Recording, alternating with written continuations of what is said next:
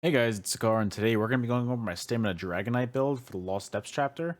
Before we get started, if you're not subscribed to the channel, please do so. We are about to hit 3K subscribers on YouTube, and I am so excited for that. So all of you guys doing that really helps me out so much. Each and every one of you is amazing. But I really like this build a lot. I feel like it has a lot of damage, the tankiness is really there, and it's just one of the very few Stamina Dragonite builds that I actually really like. I always try it out, and I always just shy away from it because I just don't like it. But this one is actually one that I really like. So guys, I hope that you enjoy, and if you do, like the video. That's just a quick little click that helps me out so much. So guys, without further ado, let's get on with the video.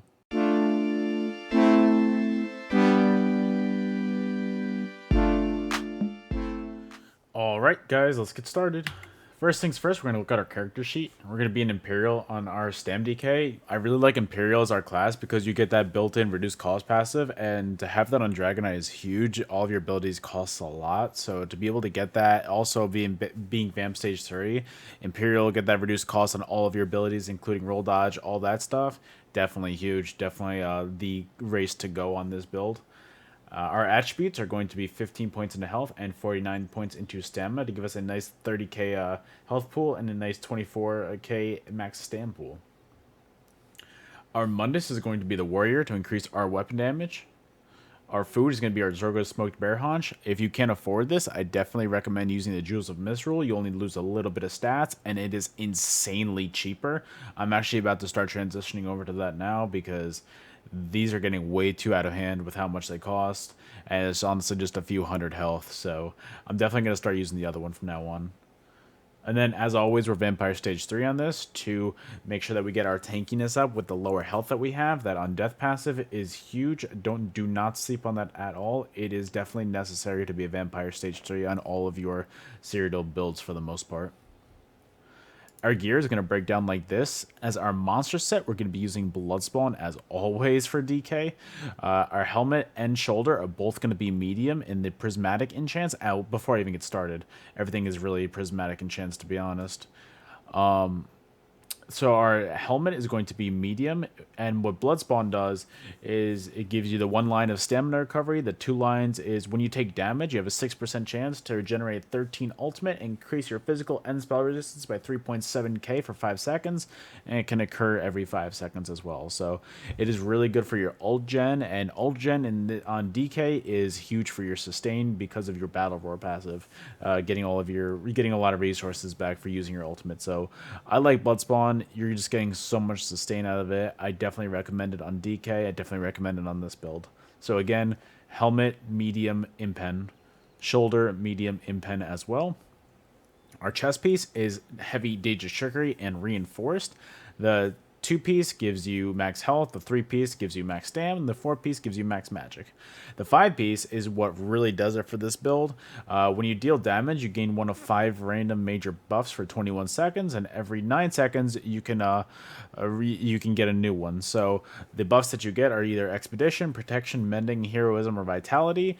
They're either good for healing, speed, or basically getting your movements or getting your ultimate gen up. Sorry guys, I'm pretty tired while I'm recording this video, so if I trip over my words, I apologize. We're doing this entire thing in one take. We're going. So this is really huge. You have some dots on your DK after your Noxious Breath and everything that when you're on your back bar, which is the only place where you have this 5 piece active, it still counts. So it's really huge for that. It's really good for that. Being able to get these buffs up almost on cooldown is absolutely amazing for your sustain and healing and everything. I definitely recommend it. This is a amazing set to use on DK. I like this a lot. So again, heavy reinforced chest piece. Our legs are also going to be heavy reinforced Daedric Trickery. Our hands are going to be medium Daedric Trickery and Impen. Our belt is going to be Witch Knight's belt in reinforced. I don't know why I have this in reinforced. I just realized that. I really thought this was Impen the entire time. Switch this to Impen, and I also don't have a prismatic trait on this. What am I doing? Wait, I was doing great on this build. It's not even the best it could be. What am I doing? So do a medium Witch Knight belt and Impen. we only have 4 pieces of Witch Knight active on this entire build. I'll explain in a little bit, but the reason why we're doing this is because the 2, 3, and 4 piece all gives you weapon and spell damage, so stacking that up is absolutely huge. Your feet are going to be medium Witch Knight in Impen. And then our jewelry is going to be a Witch Knight's necklace in the Swift trait with a weapon damage glyph on it. Our ring is going to be Marking Ring of the Majesty as our mythic. This is going to be our source of getting extra weapon damage and extra armor on this build. It's huge. Since you have the 3-piece of Witch Knight active on both bars, and since you have the 3-piece active on Danger Trickery on both bars, it's going to give you a bonus of 200 weapon and spell damage and also 2300 armor. And then this is going to be an infused with a weapon damage enchant on it. Our other ring is going to be infused Witch Knight with a weapon damage glyph on it as well. So the reason why we're using 4-piece Witch Knight instead of 5-piece is because we have our Vateshran Maul on our bar. It is absolutely huge to get that extra burst damage on this build. The reason why we're using Vateshran Perfected Maul is the Perfected line gives you an extra line of max stamina, but the 2-piece is when your momentum is active, so that is going to be for momentum or rally.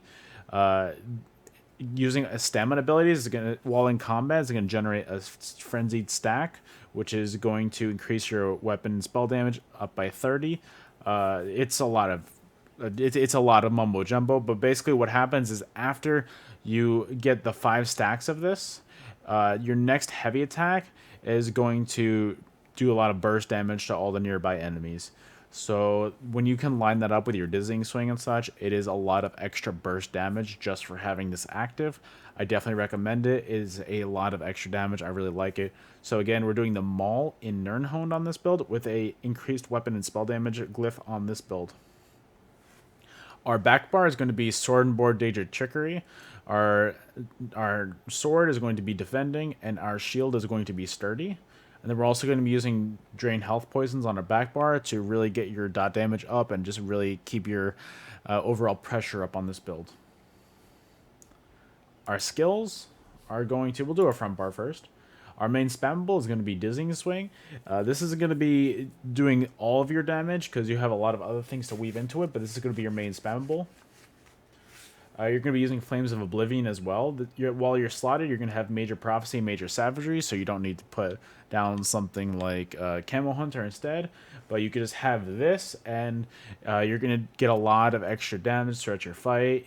Keeping this active, lining this up with your Vateshran proc, your Dizzying Swing is a lot of damage.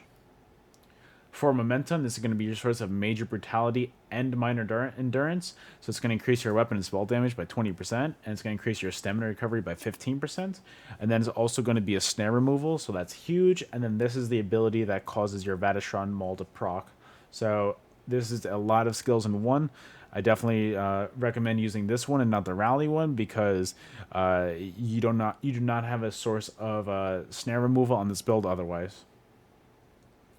Noxious Breath, this is going to be a good source of damage as well for your build, but also make sure your enemies have this on them at all times because afflicting your enemy with this is going to give them major breach. It's going to reduce their physical and spell resistance by 6k, so you're going to be hitting a lot harder when you have this on them. And then Executioner, this is what we're going to be using to finish our kills off. This is a great way to just make sure you get that kill secured at the end. Take Flight, I like using the stamina version of this Take Flight one. I like using that on StamDK. It's very satisfying. You're hitting really hard.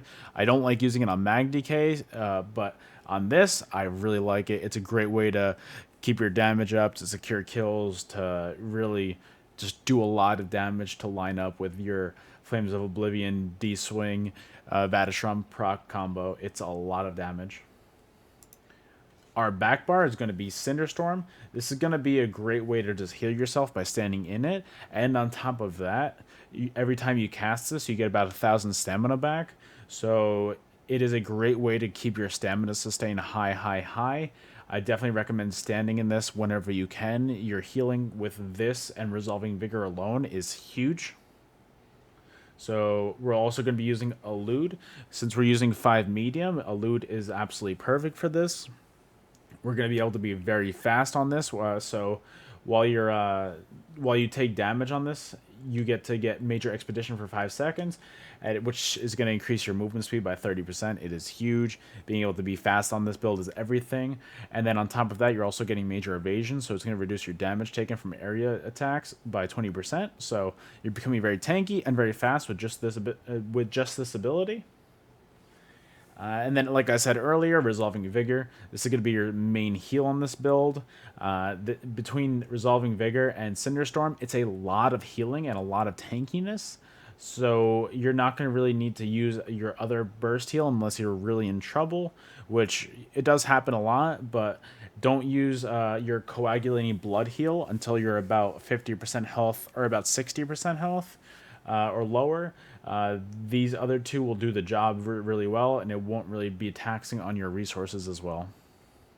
And also, I forgot to say, Resolving Vigor also nowadays gives you minor resolve, so it's going to increase your physical and spell resistance by 3k, so that is huge for your tankiness. And then Volatile Armor, this is going to be your source of major resolve, increasing your physical and spell resistance by 6k for 20 seconds. And then you also get a little bit of a dot on them. It's not too much, but, you know, it's still extra damage, so why not? And then Backbar Corrosive. Guys, Corrosive is my favorite ultimate in the game. You get to be insanely tanky because it's going to limit your incoming damage to 3%. So no matter what they hit you with, it's only the maximum it could be is 3% of your maximum health, which is not that high. So you're going to be insanely tanky. And then also while you're in this, you're going to be able to ignore your enemy's physical and spell resistance. So you're going to be hitting insanely hard with this. I definitely like it a lot. It's great for tanking. It's great for just being able to really go offensive and just really secure that kill. And then last but not least, let's look at our champion points. They're going to be for our blue slaughtables, Deadly Aim, Exploiter, Master at Arms, and Focused Mending. Our red slaughtables are Sustained by Suffering, Survival Instincts, Celerity, and Pain's Refuge. The only green CP that matters on this build is Rationer, Liquid Efficiency, and Breakfall.